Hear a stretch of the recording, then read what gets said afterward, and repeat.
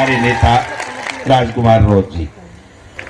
ये साधारण बात नहीं थी मेरे भाइयों, ये निर्णय करना बहुत कठिन था, और कठिन इसलिए भी था कि आदिवासी पार्टी और कांग्रेस पार्टी का जो पूरे 2-3 स्टेट्स में बात चल रही थी, उसमें कई तरह की अड़चनें आ रही थी।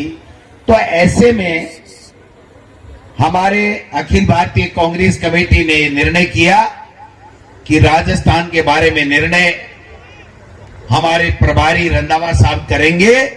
और आप सबने देखा कि रंधावा साहब ने वो निर्णय किया कि अच्छों की पिंडली दूजने लग गई, और देश के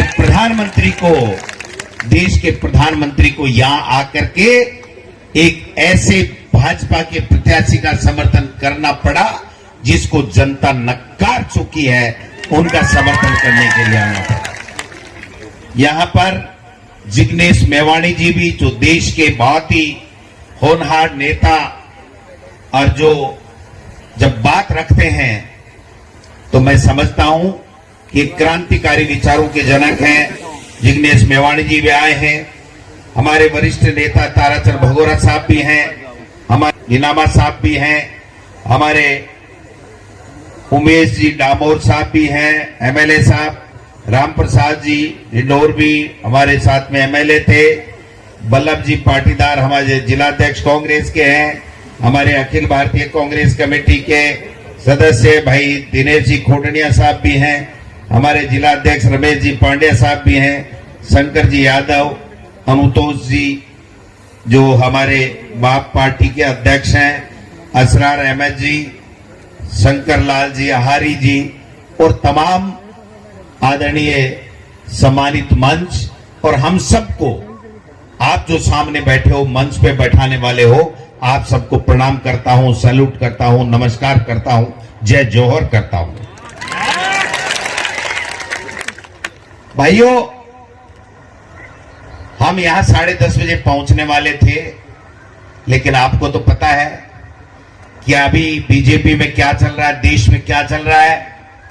रात से आए बैठे हैं मुख्यमंत्री जी और कह दिया डोटासरा जी और रंधावा जी को लेट कर दो, इनका प्रोग्राम नहीं होगा, इनकी मीटिंग नहीं होगी, इनका मैसेज खराब चला जाएगा। लेकिन उनको ये पता नहीं कि ये आदिवासी हैं, ये अंग्रेजों के सामने भी नहीं झुके, प्राणों को बलि देकर के, प्राण न्योछावर करके भी देश को आजाद कराया। ये इस बांसवाड़ा डूंगरपुर को भी बीजेपी से आजाद करा के छोड़ेंगे, आजाद करा के छोड़ेंगे, ये मैं कहना चाहता हूं। ज्यादा लंबी चौड़ी बात नहीं करूंगा। देश के प्रधानमंत्री ने यह ठान लिया है कि भारतीय जनता पार्टी का अगर तीसरी बार राज देश में आ गया तो न तो आदिवासी बचेगा, न ये देश बचेगा, न ये लोकतंत्र बचेगा, और न बाबा साहब का दिया हुआ संविधान बचेगा। ये तय कर लिया देश के प्रधानमंत्री ने। और आपने देखा हुआ कि वो जिस प्रकार का भाषण देने लगे पहले फेज में, उनकी हवा उड़ गई। वो 102 में से जहां अधिकतर सीटें अपनी मान रहे थे, 30 सीटें भी उनकी आने वाली नहीं है। और पूरे हिंदुस्तान में 4 जून को आप देख लेना, वो 150 के अंदर रह जाएंगे, 150 के अंदर रह जाएंगे। ये 400 पार इसलिए करना चाहते हैं भाइयों कि इनको संविधान बदलना है, तो कोई सुविधाएं नहीं मिले, इस प्रकार की व्यवस्था करने का ये काम कर रहे हैं। इसलिए हम लोग आज स्पेशल चला के हमने कहा नहीं आना है, क्योंकि एक भ्रांति फैला रखी है कि साहब पता नहीं कांग्रेस में क्या है, क्या हुआ, क्या नहीं हुआ। मैं आपको स्पष्ट कह देना चाहता हूं इस मंच के माध्यम से, कांग्रेस पार्टी ने तय कर लिया है कि यहां से भारतीय जनता पार्टी के उम्मीदवार जो हमारे साथ गद्दारी करके गया है, उस महेंद्रजीत मालवीय को सबक सिखाना है, उसको हराना है।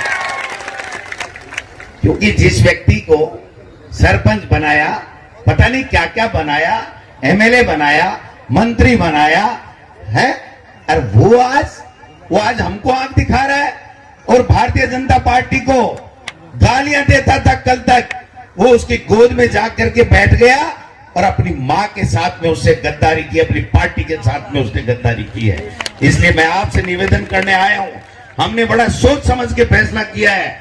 मैं मेरे कांग्रेस पार्टी के तमाम कार्यकर्ताओं, तमाम नेताओं से आग्रह करना चाहता हूं कि ये चुनाव, ये केवल कांग्रेस बीजेपी या बाप पार्टी का चुनाव नहीं है, ये देश का चुनाव है। बहुत सोच समझ के फैसला किया गया है।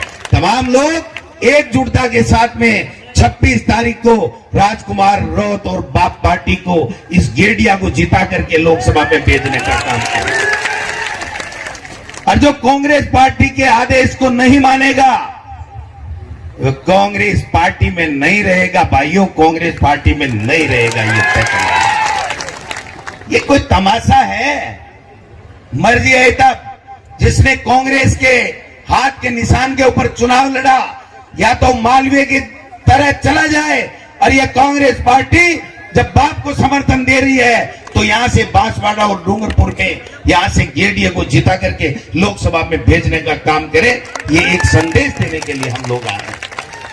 आज कितने नीचे स्तर पे उतर गए देश के प्रधानमंत्री, सोचना नहीं चाहिए हमको?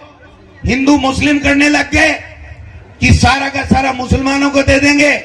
मैं कहता हूं देश के प्रधानमंत्री को यहां आकर के अगर उन्होंने भाषण दिया तो हमारे इन आदिवासी भाई बहनों को क्या देंगे, ये बात करनी चाहिए थी, नहीं कि इस देश में नफरत फैलाने की राजनीति करनी चाहिए थी।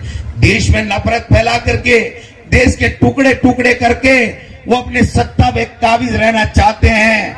ये मुमकिन नहीं है। मोदी जी, ये आदिवासी हैं जिन्होंने अंग्रेजों के सामने घुटने नहीं टेके, गोलियां खा के अपने आप को शहीद कर दिया, लेकिन देश को आजाद कराया। उसी तरीके से 26 तारीख को भाई लोगों, गेडिया के निशान के ऊपर तमाम कांग्रेस और बाप के तमाम कार्यकर्ता नीले बटन को दबा करके राजकुमार रौत को यहां से लोकसभा में भेजने का काम करेंगे।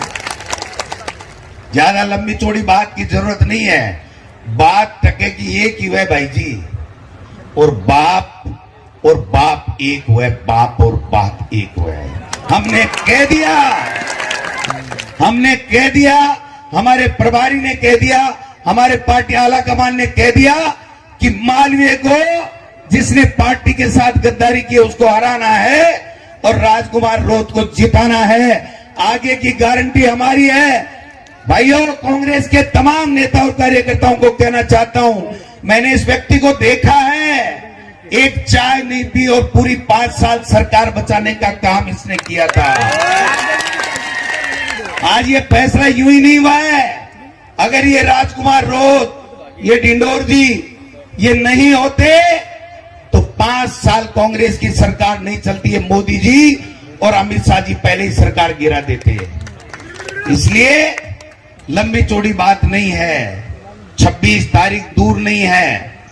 देश के प्रधानमंत्री को भी जवाब देना है और इस मालवीय जी को भी जवाब देना है, बीजेपी के लोगों को भी जवाब देना है। ये जोश और जुनून बरकरार रखिए और 26 तारीख को इस बीजेपी का मोरिया बुला दीजिए। ये मैं कहता हूं। बुला दोगे? बुला दोगे? समझो मोरियो, समझे लगा तो बुला दोगे। और बीजेपी को बुलाएगा ना, मालवीय जी को तो मत ही भूल जाएगा। अरे बीजेपी का मोरिया भूलेगा तो मालवीय का अपने आप भूल जाएगा। ये कहना चाहता हूं मैं। इसलिए ज्यादा हमें भी जाना है, जोधपुर भी जाना है, बाड़मेर भी जाना है, रंधावा साहब को भी बोलना है। मतलब की बात एक ही है कि यहां से राजकुमार रौत जीते, इंडिया गठबंधन मजबूत हो, इंडिया गठबंधन की सरकार बने और आप लोग भी राज में भागीदार बनो। ये हम आशा और अपेक्षा करते हैं। आप सब लोग आए, तमाम मेरी पार्टी के नेता और आप सब लोग आए हो, आपका बहुत बहुत धन्यवाद। जय भारत, जय जौहर।